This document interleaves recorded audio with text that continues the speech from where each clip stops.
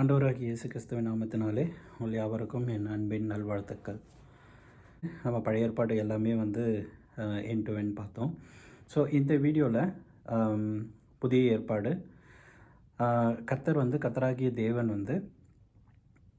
மனிதர்களை மீட்டுக்கொள்வதற்கு பல விதங்களில் போராடினார்.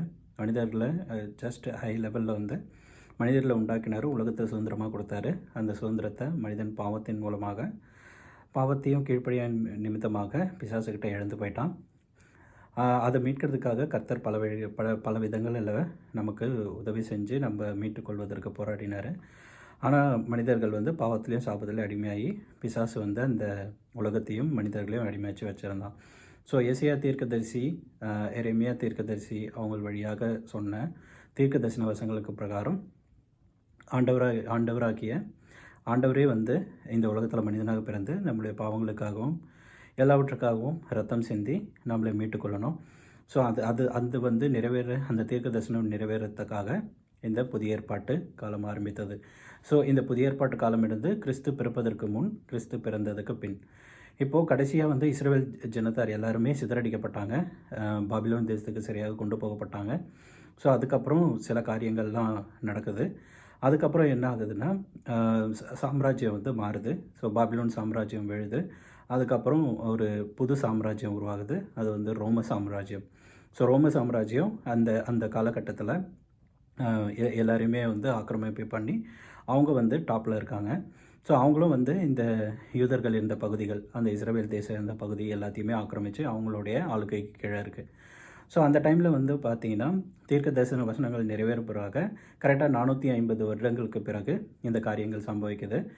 இப்போது என்ன ஆகுதுன்னா, கேப்ரியல் தூதன், முன்னாடியே நம்ம பார்த்த மாதிரி கேப்ரியல் தூதன் இந்த பட்டணத்தில் இஸ்ரவேல் அந்த தேசத்தில் சகரியாவும் இன்னொரு எலிசபெத் அப்படின்னு சொல்லிட்டு 2 பேர் இருக்காங்க. ஸோ அவங்களுக்கு மெசஞ்சர் ஃபஸ்ட்டு அந்த கேப்ரியல் தூதன் சொல்கிறாரு, இந்த மாதிரி உங்களுக்கு ஒரு குமாரன் பிறப்பார். அவன் காட்டில் அதாவது வனப்பகுதியில் வாசம் செய்வார். காட்டுத்தேனும் வெட்டிக்கிளிகளும் அவனுக்கு ஆகாரமாக இருக்கும். அவன் கர்த்தருக்கு சேவையை ஆயத்தப்படுத்துவார் அப்படின்னு சொல்லிட்டு ஒரு சொல்கிறாங்க. ஸோ அதே மாதிரி என்னென்னா, அந்த பேரலாம் மரியாளுக்கும் யோசேப்புக்கும் திருமணம் நிச்சயிக்கப்பட்டு இருக்கிறது. ஸோ மரியாள் கர்த்தரால் தெரிந்து கொள்ளிக்கப்பட்ட ஒரு ஸ்திரீ. ஸோ அவங்களுக்கு அதே கேப்ரியல் தூதன் உங்களுக்கு ஒரு குமாரன் பெறுவார், அவருக்கு இயேசு கிறிஸ்து என்று பெயரிடுங்க அப்படின்னு சொல்லிட்டு சொல்கிறாங்க. இது பரிசுத்த ஆவியினால் உண்டானது. அவங்க சொல்கிறாங்க, நான் கன்னியாக இருக்கனே, எப்படி இந்த மாதிரி எனக்கு நடக்கும் அப்படின்னு சொல்லிட்டு கேட்குறாங்க. அது தேவனால் கூடாத காரியம் ஒன்றுமே இல்லை. அதனால் பரிசுத்த ஆவியினால் நிரப்பப்பட்டு நீங்கள் ஒரு குமாரனை பெறுவீங்க. இது மனித இதில் வராது, நம்ம அந்த ப்ரொசீஜர் படி வராது. பரிசுத்த ஆவியினால் நிரப்பப்பட்டு அவங்க பரிசுத்தமாக பிறப்பார் அப்படின்னு சொல்லிட்டு சொல்கிறாங்க. ஸோ இந்த டைமில் யோவான் ஸ்நாகரும் பிறக்காரு. அவர் அந்த பிள்ளையோட சகரியாவுக்கும் எலிசபெத்துக்கும் பிறந்த பிள்ளை யோவான் ஸ்நானகன். அவர் தான் கர்த்தருக்கு வழியை ஆயத்தப்படுத்துகிற, வனாந்தரத்திலிருந்து கூப்பிடுகிற சத்தம் கேட்கும் என்று சொன்னவர் அவர் தான். அதே மாதிரி இயேசு கிறிஸ்து மரியாளுக்கும் யோசேப்புக்கும் பிறக்கிறாங்க. ஸோ அந்த வம்ச வரலாறு எல்லாமே முதல் 4 சுவிசேஷங்களில் இயேசு கிறிஸ்துவோட வரலாறு பற்றி புதிய ஏற்பாட்டில் கொடுக்கப்பட்டு இருக்கிறது. மத்தேயு, மார்க்கு, லூக்கா, யோவான், இந்த 4 இதுலேயும் இயேசு கிறிஸ்துவோட வாழ்க்கை வரலாறு எல்லாமே இருக்குது.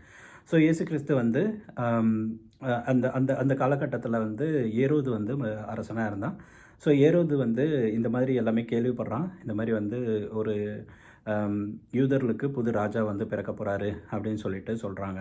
ஸோ அதனால் அழிக்கிறதுக்கு எல்லா விதமான பிளான்லாம் பண்ணுறான். அது எல்லாத்துலேருந்து மீண்டு கடைசியில் நாசரேத்தில் இயேசு கிறிஸ்து பிறக்கிறாரு. ஒரு மாட்டுத் தொழுவத்தில் பிறக்கிறார். ஸோ இயேசு கிறிஸ்து பிறக்கிறாரு. யோவான் ஸ்நாகனும் பிறக்கிறாரு. அவரும் அந்த பக்கத்தில் கர்த்தருக்கு மனந்திரும்புகள், பரலோக ராஜ்யம் சமீபித்திருக்கிறது அப்படின்னு சொல்லிட்டு அவர் பிரசங்கம் பண்ணிகிட்ருக்காரு. ஸோ இயேசு கிறிஸ்துவும் இந்த மாதிரி தகப்பனுக்கும் தாய்க்கும் அடங்கி அவங்கக்கிட்ட வளர்றாரு. சின்ன வயசுலேயே ஞானத்திலும் அறிவிலும் வளர்ச்சியாக எல்லா விதமான காரியங்களிலும் அவர் ஞானத்திலும் அறிவிலும் தேறி எல்லா அந்த தேவாலயத்தில் ஒரு சம்பவம் நடக்கும். 9 வயசில் போயிட்டு அவங்கக்கிட்ட எல்லாருக்கும் எல்லா விதமான காரியங்களையும் பற்றி பேசுவார்.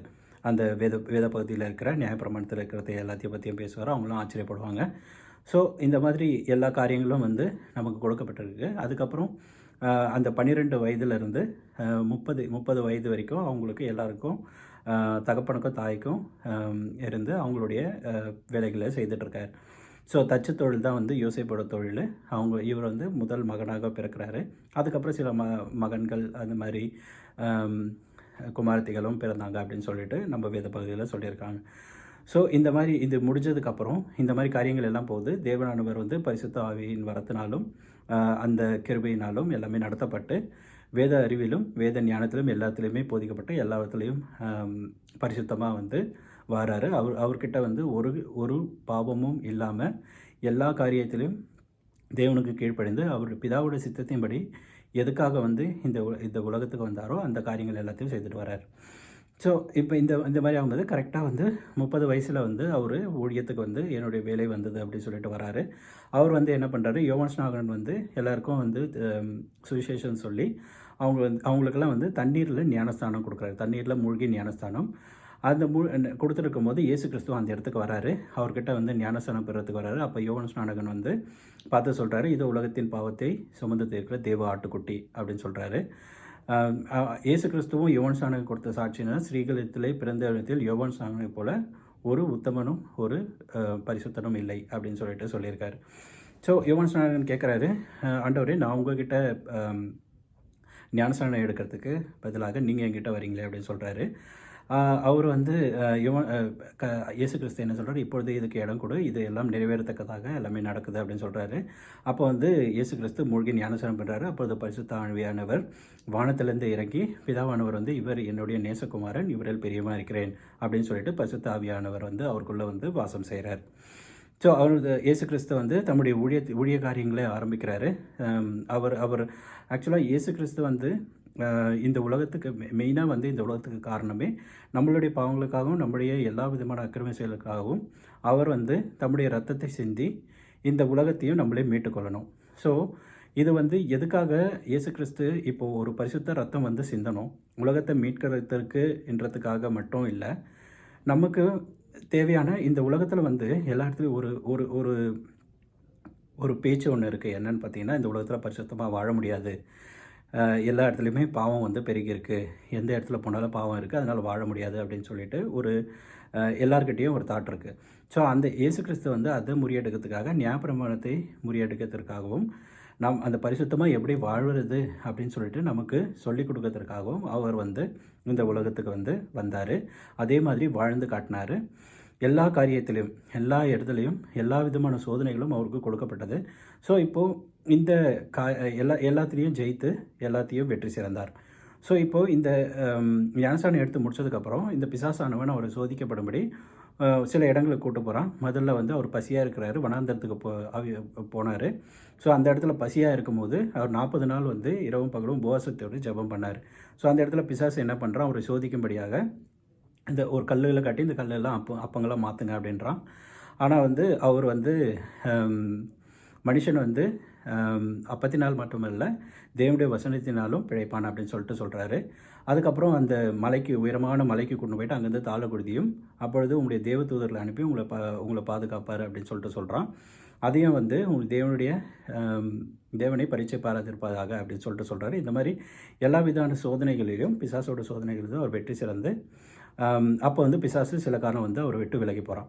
அப்புறமா இயேசு கிறிஸ்து வந்து தம்முடைய ஊழியத்தை ஆரம்பிக்கிறாரு. 3 வருஷம் வந்து ஊழியம் வந்து செஞ்சார். பலவிதமான அற்புதங்கள், பலவிதமான செய்கைகளுக்கு குருடர்கள் கண்கள் திறந்தார், சப்பானிகள் நடக்கபடி செஞ்சார், மரித்தவர்களை உயிர்த்தெழும்படி செஞ்சார். இந்த மாதிரி பலவிதமான அந்த கானாவூர் கல்யாணத்தில் தண்ணீரை வந்து திராட்சரசமாக மாற்றினார். அந்த மலை பிரசங்கத்தின் கூட்டத்தில் 5000 பேர் சாப்பிடத்தக்க 5 அப்பம் 2 மீன்களை வந்து 5000 பேர் சாப்பிட்டு திருப்தியாகும்படி செஞ்சார். மீதி கூடை துணிக்கைகளை கூடை நிறைய எடுத்தாங்க. இந்த மாதிரி பலவிதமான அற்புதங்கள் செய்கிறாரு. பல பேர் அவர் மேலே வந்து விசுவாசம் வைக்கிறாங்க. ஸோ இந்த டைமில் வந்து சீஷர்கள், அதாவது முடிஞ்சதுக்கப்புறம் ஊழியத்தை தொடங்கிறதுக்கு முன்னாடி நமக்கு வந்து 12 சீஷர்களை வந்து தெரிந்து கொள்கிறாரு. பேதுரு, யோவான், யாக்கோபு, அந்திரேயா, யூதாஸ் காரியோத்து, இந்த மாதிரி தோமா, இந்த மாதிரி ஒரு 12 பேர் எல்லாருமே வந்து மீனவ வேலை செஞ்சவங்க. அதுக்கப்புறம்